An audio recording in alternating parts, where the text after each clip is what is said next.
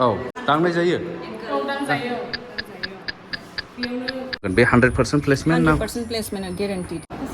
हास्रावबारि हास्रावबारि अ नों बर' नामा लकेल मा नाम नानी लोअर आसामाव डाइरेक्ट जइनिं ভাল লাগিছে না কাম কৰিব পাব औ डाइजेस्टिव सिस्टेम नैबे मेडामनि बे नोंनि ना नैबे डाइजेस्टिव ओंखामा ओंख्रिया बहा बहा थाङो जायना बिपिएल कार्ड दङ थारमाने 50% डिसकाउन्ट जायो आरो 50% डिसकाउन्ट बिपिएलनिया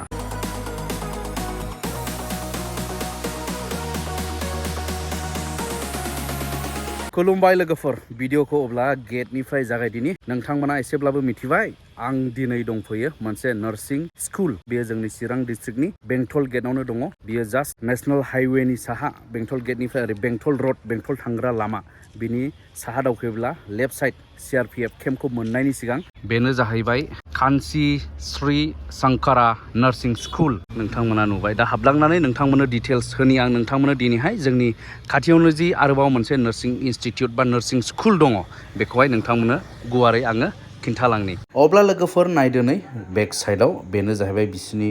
ट्रेनिं होग्रा बा स्कुलनि जि न' बेखौ आङो नोंथांमोननो खिन्थालांनि दा नोंथांमोनाबो नैबे इन्स्टिट्यूटखौ नायदो गोदानसो स्कुल नालाय नैबे मेडामानो जोंनोहाय गासैखौबो खिन्थागोन मेडामा जाहैबाय बेवनिनो सासे स्टाफ भारती ब्रह्म मेडाम आरो बेवनि इनचार्ज आरो एसिस्टेन्ट बेवनि बे मेडाम भारतीनि गेजेरजों जोङो एक्सप्लर खालामनायसै डास्टबिन स्टार्टिंआव माने निट एन्ड क्लिन डिसिप्लिना इम्परटेन्ट नालाय ओमफ्राय नैबेयाव माखासे नटिस बर्ड ओमफ्राय नटिस होयो आरो नै दा बेयाव नटिस बर्डआव सिगाङावनो नायनो हागोन बुस्थुआखौ नैबे मोननै जिनिसखौ गोबाङा सोंहरो क्वालिफिकेसना नांगौआ 10 पास नांगौ दे बेनिफ्राय 10 पास अनवार्ड्स 10 पासनि गोजौ औ 10 पासनि गोजौ औ सो ग्रेजुवेसनब्लाबो जायफ्रा इन्टारेस्टेड फैनो हायो औ बेबायदि आरो बेनिफ्राय मोनसे गाहायाव माबा इन्टारेस्टिं माबाखौ नुदों आङो our first batch already got placed grab your seats now दा माने एडमिशन सेसनाबो ओपन जानानै दङ ने मेडाम मोनबेसे सीट लायो दा जोंथ' ट्राइ खालामदों मोनसे बेचआव 25 जनसो खिन्थु 25 जनसो जाथ'वाखै माने गोदान नालाय अके दा जोंनाव 15 स्टुडेन्ट दं निउ बेचआव 15 जना एडमिशन लाबाय दानि बेचआव दा बे मान्थखौ एमसिम जों एडमिशन लाबाय थागोन अके नभेम्बराव क्लास स्टार्ट नभेम्बरनिफ्राय क्लास स्टार्ट जाबाय एडमिशन लाला आচ্ছা क्लास स्टार्ट जाबायबा एडमिशन बन्द ओमफ्राय आरो मेडाम सासे दंबावो नै निउट्रिसनिस्टनो माने जानाय लोंनाय हजमनि होननांसिगोन जोङो माबायदि जानांगौ माबायदि लोंनांगौ ना मेडामनि मामोनलाय नामा आंना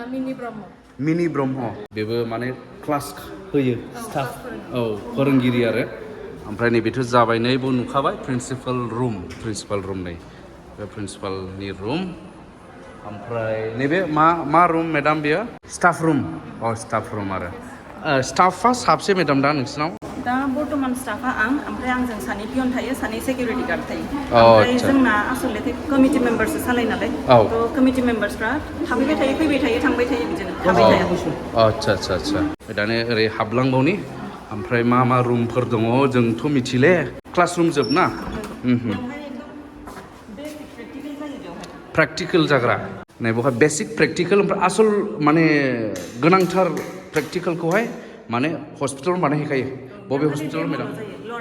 लवार आसाम हस्पिटाल जोंना लवार आसामजोंनो टाइ आप होनजायो प्रेसिडेन्टआ जोंना बरदलै सारानो हितेश बरदलै थ' बरदलै साराथ' हजोंहाय गावनिनोखा लवार आसामा ओमफ्राय बेवहाय जोंखौ नायो स्टुडेन्टसफोरखौ जेरै स्टुडेन्टसफ्रा 100% प्लेसमेन्ट बे बरदलै सारनि थाखायनो मोनो लवार आसामजों टाइ आप दा नैबेवहाय आं बागदावलायफैदोंखौ नुनानैहाय फुथुला पार्टसफ्रा एकदम हिउमेन बडि बायदिनो जेरै आखाइ आथिं जेराव खननांगौ दांनाय जायो दांजायो बेयावनो आच्छा जेराव थननांगौ बिसोर बेबायदिनो थननाय बे थननाय मानायफ्रा माने आखाइफोर गासिबो एखे जोब आरो ने माने बिजिखौ बोरै लानांगौ मानांगौ बिलाइ गासिबो दंजोबो ना बेखौ देखायो ना बिजि थुग्रा माग्रा मानसि गुबैखौथ' बहा बाहायबाय थानो मोनो ना ट्रेनिंआवहाय बेनिखाय आरो ने मा हिन्जाव ना मा बिलाय बे प्रेक्टिकेल रुम बेसिक प्रेक्टिकेलखौ बेयाव होयो जाहैबाय नै बेनिफ्राय बेफोर गासिबो क्लासरुम जोबनो बेवनि जेसेबां रुम्स दङ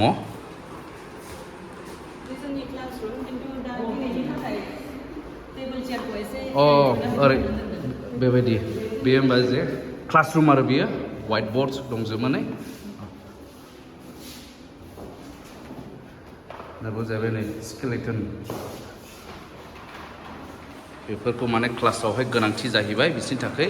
नै हिउमेन पार्ट्स बायदि बायदि बेफोरखौ रोंनांगोन नङाब्ला ओरैनो नार्स जानो हाया बे जाहैबाय गासिबो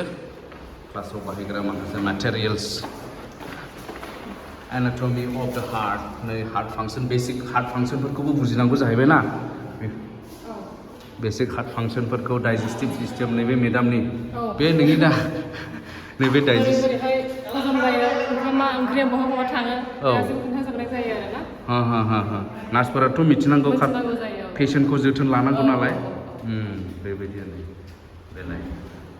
मिटिं जाला बाहायग्रा जाहैबाय नैबे हला दा नैबे सासे स्टाफनो आदाया बेनो माबाया डिउटिया मा साफा इनचार्ज क्लिनलिनेस माने हाउस मेन्टेनेन्स बेखौ मावो आरोखि आदा महायनि दांथलनि ने दे बेनिफ्राय इम्परटेन्ट मोनसे खोथा माने ट्रेनिं लाफैनायाव गोजाननि मानसिफोरनि थाखाय जोबोद उसुबिदा जायो रुम लाफैनाय मानायनि नाथाय बेनिखायनो नैबेवहाय नैबे कान्ची श्री सांकारा नार्सिं स्कुल दा बिथांमोननियावहाय नैबे हस्टेलनि फेसिलिटि जागासिनो दं न'आथ' फ्राय कमप्लिट जाबाय बेनिफ्राय जुदि देग्लायनि बेट्सआवनो जुदि साफिसियेन्ट थाग्रा स्टुडेन्टस मोनोब्ला बिथांमोना बेखौ स्टार्ट खालामसिगोन दा बेनिखायनो जायफोरा गोजाननिफ्राय नायदोंब्ला ओमफ्राय नार्सिं कर्सखौ लानो गोसो जायोब्ला नोंथांमोना जगाजग खालामदो आरो खबर लाफैदो एडमिशना जागायगासिनो दं हस्टेला स्टार्ट जासिगोन बेफोरखौ साफा खालामजोबसिगोन एसे उनाव आरोबाव हरैहाय मोनसेबाव कनस्ट्राक्सन बिल्डिं जागासिनो दङ बेयो माने हस्टेला बेयावसो जागोन बेयो कमप्लिट जायोब्ला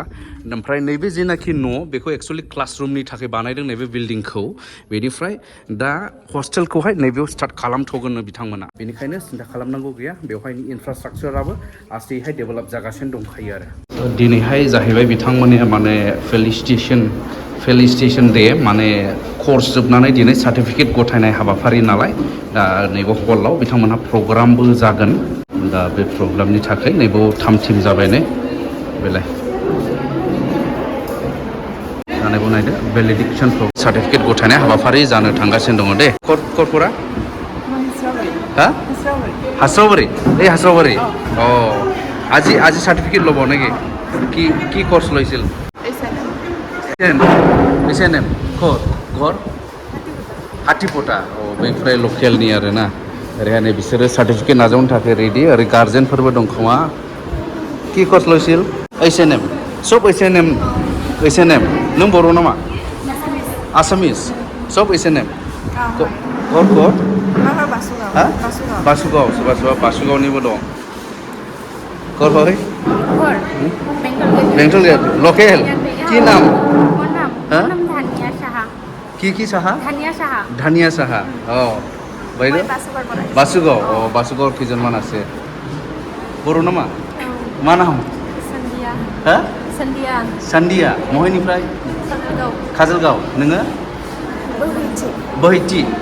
महायनिफ्राय नोंबो बासुगाव ना बासुगावनि गोबां दं माथो ने ओमफ्राय नोंसोर मा खामानिबो मावसिगोन नामा कामथ' करिब स्टार्ट करिब कट करिब काम लवार आसामाव डाइरेक्ट जइनिं नानि लवार आसामाव डाइरेक्ट जइनिं दा प्रेक्टिकेल खालामनांगौ दं प्रेक्टिकेल आच्छा बेसे गोबाव लादोंमोन इयाव कर्सखौ 1 year जाबाय दिनैजों ओरै বাইদেউ বিলাক गार्जेन बासुगाव नेকি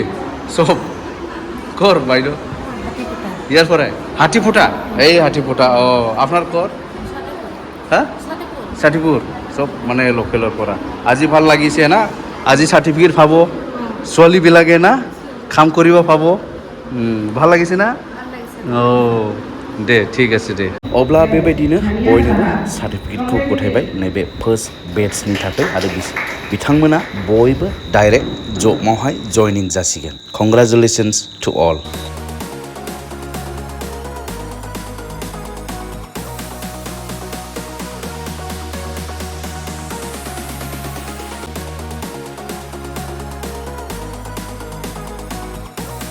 ओमफ्राय मेडाम बर्तमान बेयाव जि मा कर्सखौ होगासिनो दङ दा बेयाव सोलिगासिनो दं एचएनएम आ बोसोरसेनि ओमफ्राय बिनि उनावहाय जोङो एएनएम फैबावगोन बेवहाय जिएनएम फैबावगोन दा एक्चुअली एप्लाइ खालामनाया एएनएम जिएनएम निमोन किन्तु दा बिदि पारमिसन ग्रान्ट जाथ'वाखै किन्तु जोंना सारमोनहा कमिटि मेम्बारमोनहा बिनि थाखायनो खारगासिनोखा थ' स्टार्टथ' खालामथारनांगौ माबा मोनसे होननानैहाय एचएनएमखौ लाबोग्रोनाय जादों बाट इन फिउचार एएनएम आरो जिएनएमआनो जागोन बेयाव बेनि कर्सनि फिसफोराखौ फिस स्ट्राक्चारफोरा माबायदि जोंना दा एचएनएमनि फिसआ सोलिगासिनो दङ जेरै जायना बिपिएल कार्ड दङ बिपिएल नाम्बार्स दङ बिसोरना दा 7,500 एडमिसन फिस जायो ओमफ्राय मान्थलि सोलिदोंमोन 600 ओमफ्राय जुदि बिपिएल गैयाबा होमबा 15,000 एडमिसन फिस बाट मस्टलि दा जोंनावहाय बिपिएल गोनाङानो दङ थारमाने 50% डिसकाउन्ट जायो आरो 50% डिसकाउन्ट बिपिएलनिया दा ओमफ्राय फिउचाराव दा जे नेक्स्ट इयार हालागै एएनएम जिएनएम फैगोन बिसोरनि फिस आलादा जागोन बाट दा बे एचएनएमनि फिसानो सोलिगासिनो दं आरो दस्राफ्राव जों बिराद खोनायो कर्सआ जोबखांनानैहाय एचएनएमनानो बा एएनएमनानो कर्सआ जोबखांनानैहाय हस्पिटालावहाय गावनि फिस पे खालामग्रोनांगौ 4,000 8,000 बेबायदि ओमफ्रायसो प्रेक्टिकेलखौ मोनो किन्तु जोंनियावहाय बेबायदि जेबो पे खालामनाङा जोंना बरदलै सारजों आरो लवार आसामजों टाइपखा थ' जोङो बेबायदि प्रेक्टिकेलाव थांनानैहाय फैसा होलायनाङा जोङो प्रेक्टिकेलाव जास्ट 6 मान्थ्स स्पेन्ड खालामनांगौ बिनि उनावहाय जबा बेयावनो जाखागोन अन डिउटि नोंसोरो अन द फ्लर खामानि मावनो हागोन आरो बे सेलारि जागोन दाथ' लवार आसामजों टाइड आप जेन'बा ओमफ्राय बेनिफ्राय जायफ्रा पास जानानै थांगोन बा सार्टिफिकेट कर्सखौ फोजोबहैगोन बिसोरनि प्लेसमेन्टआ बे गासै लवार आसाम हस्पिटालावनो जाजोबगोन ना गुबुनावबो थांगोन ना माबायदि प्लेसमेन्टनि बेलायाव जोंना बर्तमान लवार आसामावनो 100% सोलिगासिनो दङ मानेकि बरदलै सारनो जोंनो स्टुडेन्टखौ एसे बुरजा नांगौ प्लेसमेन्टखौ एसे बुरजा नांगौ बाट जोंनिफ्राय एथ' बुरजा स्टुडेन्ट हरनो हायाखै जों थ' 100% बेयावनो जादों लवार आसामावनो इन केस जुदि स्टुडेन्टआ एसे बुरजा जायोबा थ' जागोन जेनेबा 50% स्टुडेन्टआ लवार आसामाव थांगोन ओमफ्राय माखासे 50%फ्रा दस्रायाव जेराव सारहा आरो हस्पिटाल दंबावो बेयाव थांनो हागोन 100% प्लेसमेन्टआ गेरेन्टिड नोंनि फरायनायनि सायावबो डिपेन्ड खालामो बिदिथ' नङा जे नोङो एकदम फरायथारा लिरथारा मानेकि मोनसे मुलिखौथ' नों मोनथिनांगोन ना मा मुलि होदों सोरनो मा प्रेसक्रिपसनाव मा लिरदों बेखौथ' रोंथारनांगोन थ' बेखौनो बेयाव फोरोङो ओमफ्राय बेखौ नोङो रोंनांगोनबो बिनि उनावसो नोंनि प्लेसमेन्टआ खिन्थु जोंनिफ्राय नायनो थांबा 100% प्लेसमेन्टआ गेरेन्टि जाथाराब्लाथ' बोरै प्लेसमेन्ट होनो ना रोंथाराब्ला बेनो होमब्ला हामबायसै मेडाममोनखौ हामबाय होनाय थाबाय जोंनो बेफोर डिटेल्सखौ होबाय गोजोनथोंसै थेंक इउ अब्ला लोगोफोर बेखिनियानोसै नोंथांमोननो मिथिहोनांगौआ आरोबाव बांसिनै मिथिनो लुबैदोंब्ला नोंथांमोना बे स्क्रिनाव कन्टेक्ट नाम्बारखौ नुखादों बे स्क्रिनावहाय नुनाय कन्टेक्ट नाम्बाराव फन खालामनानै माखासे खोथाफोरखौ नोंथांमोना सोंहरबावनो हागोन दे एसेनोसै लोगोफोर भिडिअखौ बेयाव फोजोबबाय